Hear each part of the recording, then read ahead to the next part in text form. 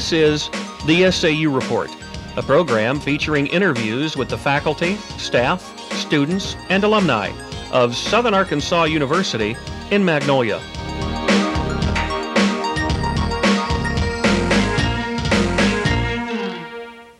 Welcome to the SAU Report. I'm Lisa Stegall.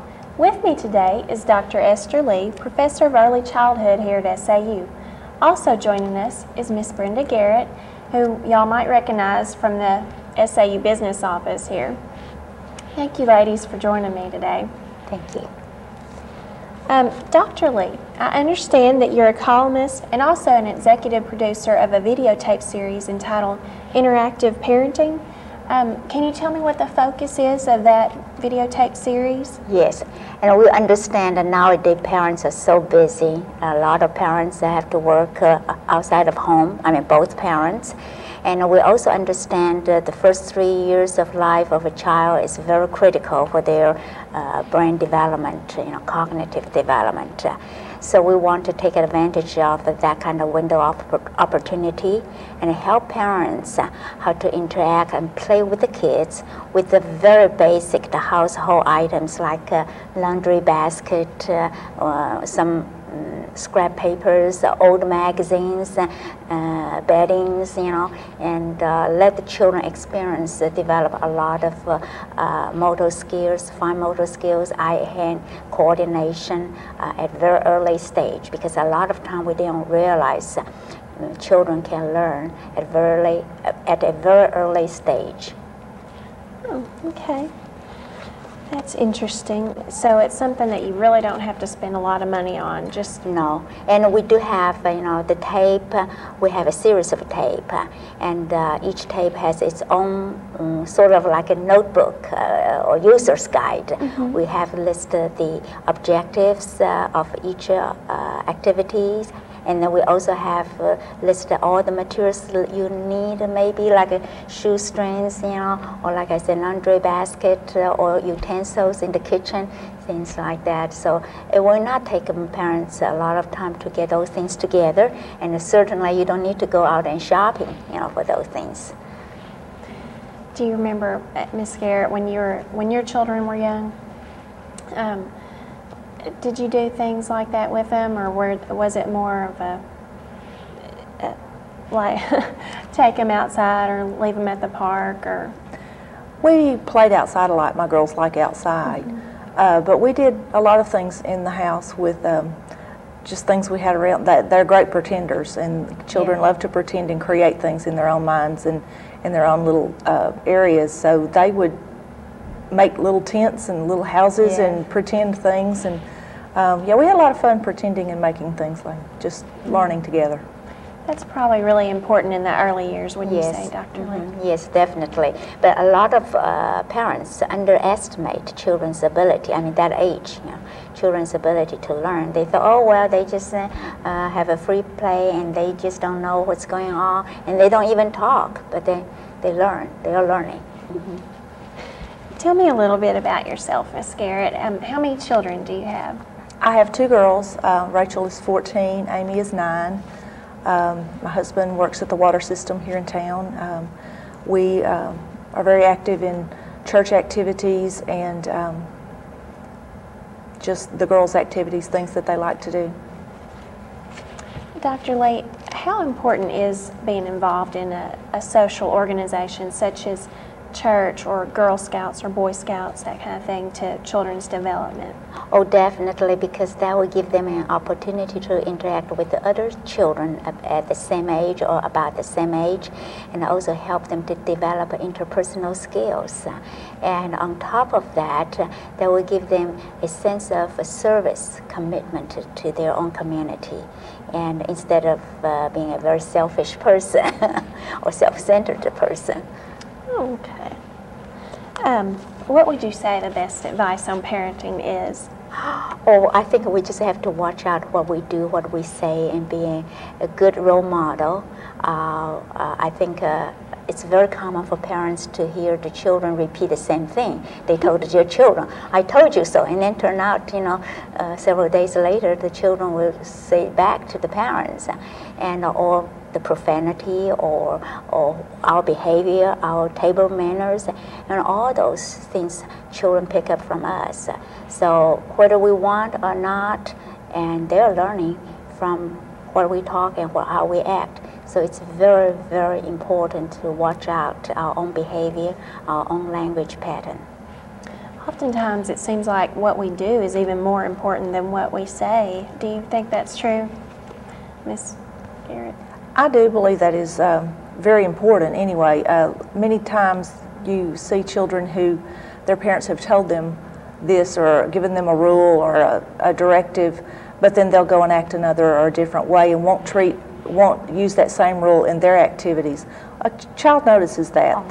They notice when you don't treat someone fairly, or when you cheat at a rule, or when you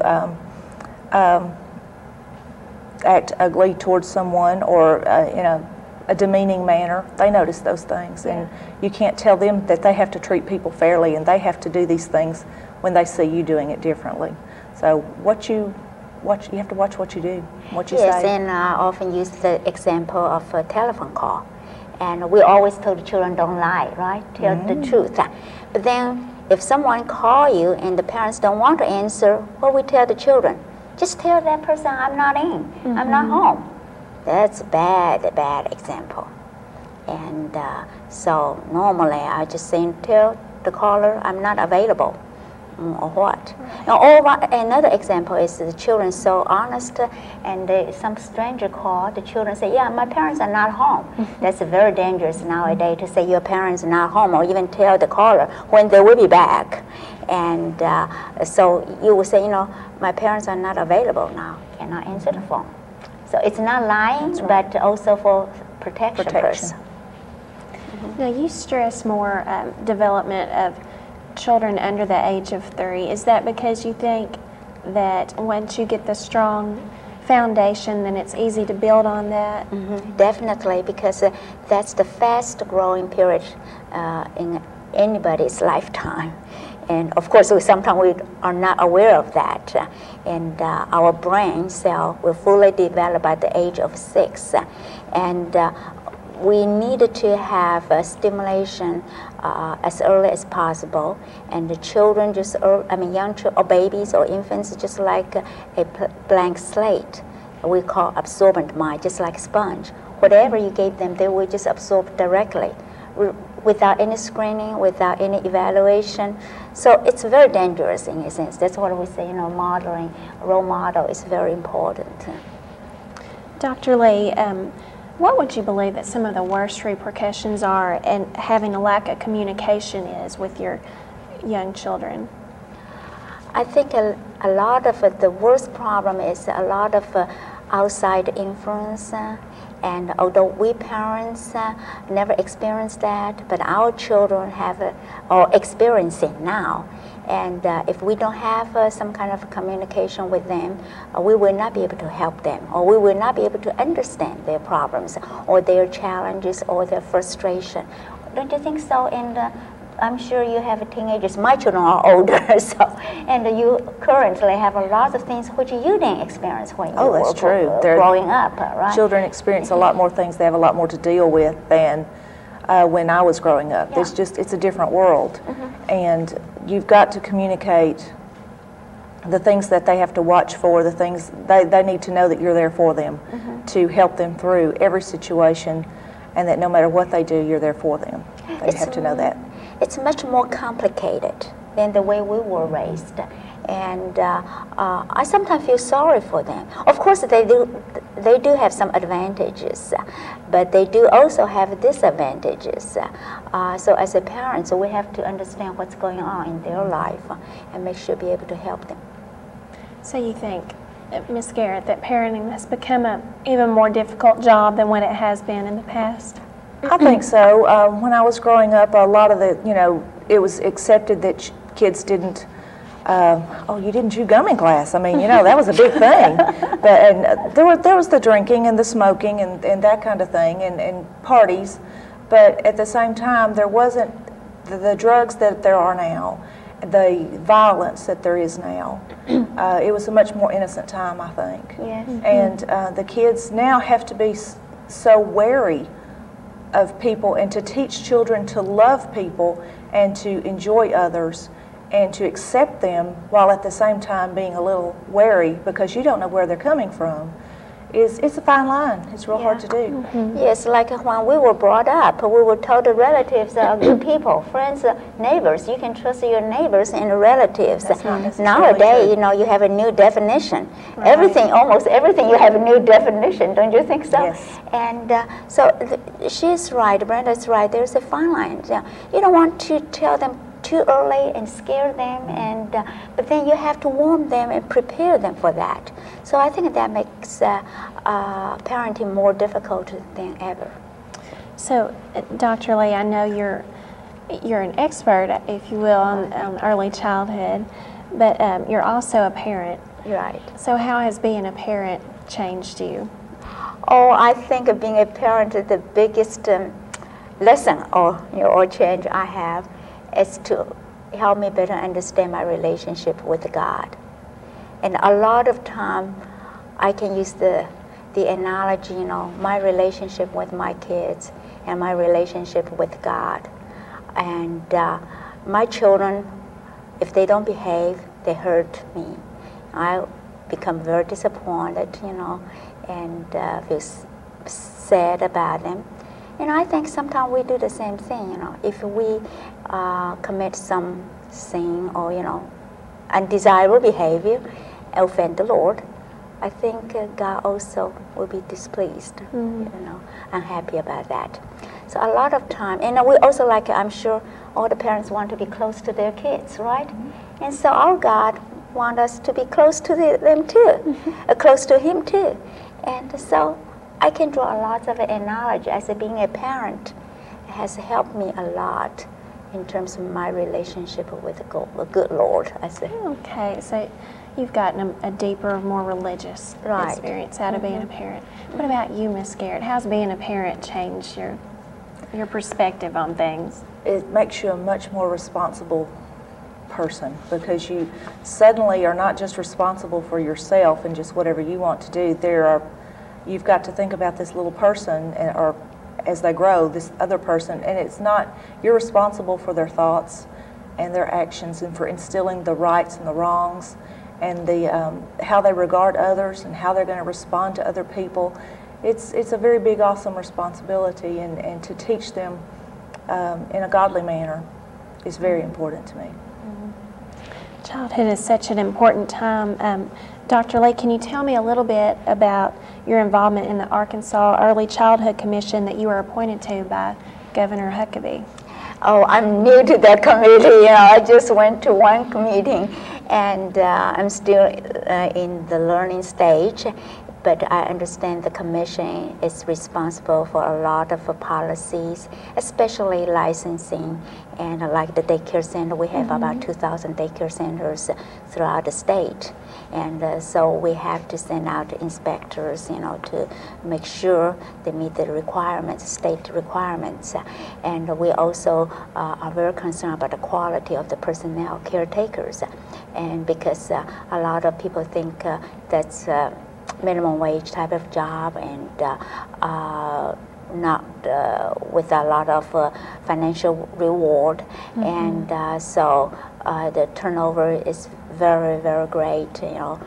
So we needed to come up with some kind of policy to encourage career ladders or development. So we want to improve the quality of the personnel as well as the facilities for our young children.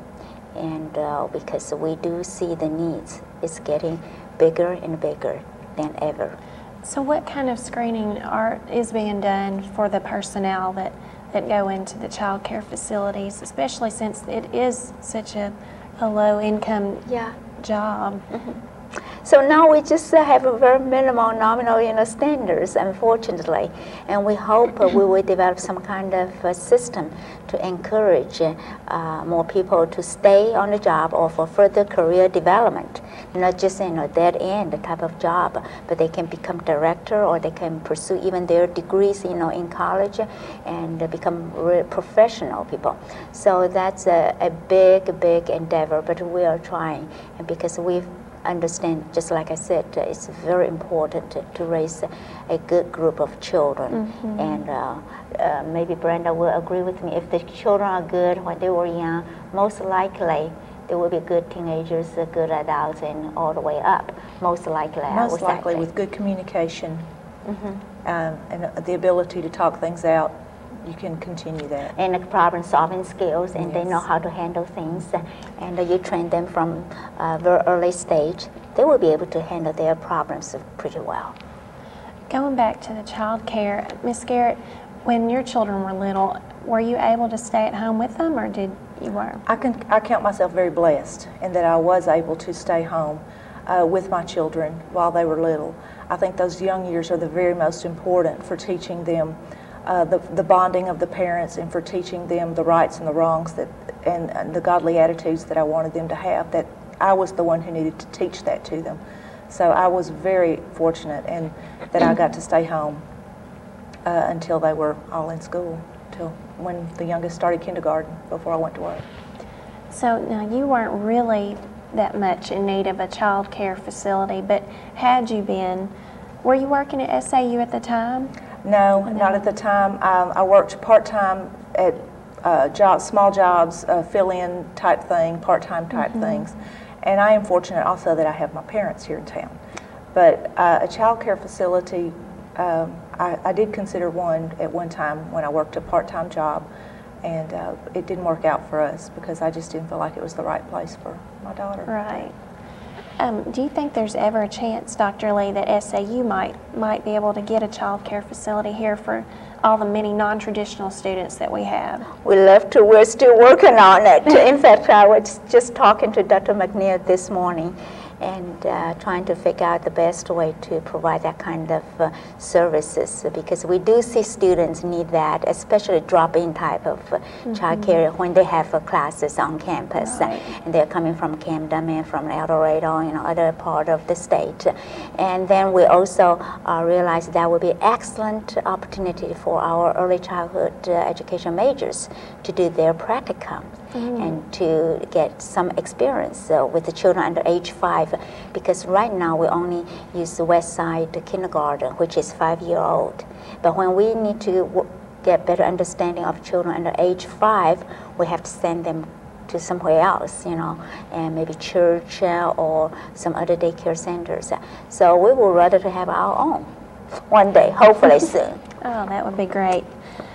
Dr. Lee, we mentioned earlier, or actually you mentioned that you thought that children that got a good base would grow into good teenagers and good people. Do you think this is accurate, Ms. Garrett? I believe that if you teach them while they're young, in those very early years, the things that they need to know, and establish a good base of communication and trust, that as they grow and as that communication and trust grows, that they will surely grow. You'll have disagreements along the way, but they'll grow into solid kids, good kids. Are there any tips at opening up communication lines that you could give us? I would say be non-condemning. Even though children do wrong things, and sometimes they can do some pretty wrong things, don't be the first to jump down their throat and condemn them to wherever for what they've done. A line of communication is important, to be able to say, okay, now what happened, and how can we fix this, and what caused this action. Sometimes they have to see that some of the choices that they made are what caused this to happen, and that how can we fix that for next time. Dr. Lee, do you have any communication tips that you could give us? Yes, and sometimes I agree with Brenda totally, but sometimes, we tend to overlook children's good behavior. and we always condemn their bad behavior. Agree. But when they are behaving well, and we tend to ignore them, and so consequently, in a sense, we are encouraging children to misbehave so they can get our attention. So that's why, you know, sometimes we need to have early, you know, open, direct interaction with them, very honest. Another thing is honest. And I would tell my children how I feel, and hopefully they will, you know, do the same thing to me. If we lied, if we lost our credibility, it will be hard to discipline them in the future, right? And on top of that, sometimes I found out when we really need to show children their behavior and see the consequences, we have to separate the emotional part. In other words, I would tell my child, say, I don't like your behavior. And you can see what's the consequence as a result of your behavior. But I still love you as an individual. Always assure them of your love. So even though they made a mistake, they know no matter how big this mistake, parents hate it, dislike it, discuss it, whatever, but they still are loved by their parents. I think that's very important. So I always separate those two things. Behavior, bad, bad, bad, bad, bad. But you're not a bad person, you're not a bad child. So always emphasize the positive. Yes. And we've been going through just a few little tips here, but Yeah. what do you think about having some kind of parenting class here on campus, Dr. Lee? I would love to see that happen, but sometimes I just wonder, a lot of parents are so busy, and or sometimes they don't think they have the needs, because parenting, in a sense, is a very private issue. You can say, that's my own business, my own relationship with my own kids, and none of your professionals' business. So sometimes it's not easy to get across that kind of message, I mean the needs. So if, you know, there's interest, we would love to address it on a regular basis, even come to your program again. Well, that'd be great. Well, Miss Garrett, what do you think? Do you think it might be better reached through a church outlet, having some kind of parenting classes? I think a church would be an excellent place to do it because of my value of God and godly attitudes and godly values. I think they would have to do it in a sense that just emphasize parenting skills and be kind of an outreach, a ministry type thing from a church to help parents learn to cope with different situations and different things that might face them. Yeah, a lot of parents don't know how to handle those crises. And when their children have disciplinary problems in school, or the children refuse to do homework, and the children even refuse to eat certain dishes, you know, vegetable or broccoli, you know, like President Bush, how would you cope with that? Or no balanced diet, you know, all fattening food. A lot of things I think the parents need to get some maybe input, you know, from other people, or even sharing with each other. You don't need to have a professional people all the time, but how other parents handle the situation will be great help to a lot of parents. Now, you both have 2 daughters. Yes. Is that correct? How do you handle multiple children in the family? Dr. Lee, I'll ask you first. Oh, well, I think a major principle is to be fair and consistent, and never compare the children among them, because each child is unique, different. They all have their strengths and weaknesses. So I never compare this child to the other child, or you're doing better, he's doing worse, you know, never. Miss Garrett, do you have your own ways of coping with? Well, those are pretty similar because mine are about 5 years apart. So you have the older one who gets to do some things that the younger one thinks might be a fun thing to do, but she's not quite old enough to do yet. Or the younger one gets away with some things that the older one thinks, well, she did it, why can't I do it? But it's because she's older and she should know better than to do those things. So it's a balancing act back and forth with some of those things. Is there anything that you know now, Miss Garrett, that you wish you had known before you had had children? Ooh. No one bothered to tell you? Oh, I can't. No one told me how hard it was going to be. I just thought it'd be fun. And it was. We had fun times. We do, but it's sometimes very hard. There's a lot of opinion call. I mean, just little calls that you have to make that there's no set rule on how this needs to be, so you just have to make a call on it. It's a really hard job. Parenting is something Yes, that it's shouldn't be not taken easy. lightly. Yeah. Well, I'm very glad that y'all joined me today. Thank you. Thank you, Dr. Lee and Ms. Garrett. I'm Lisa Stegall for the SAU Report.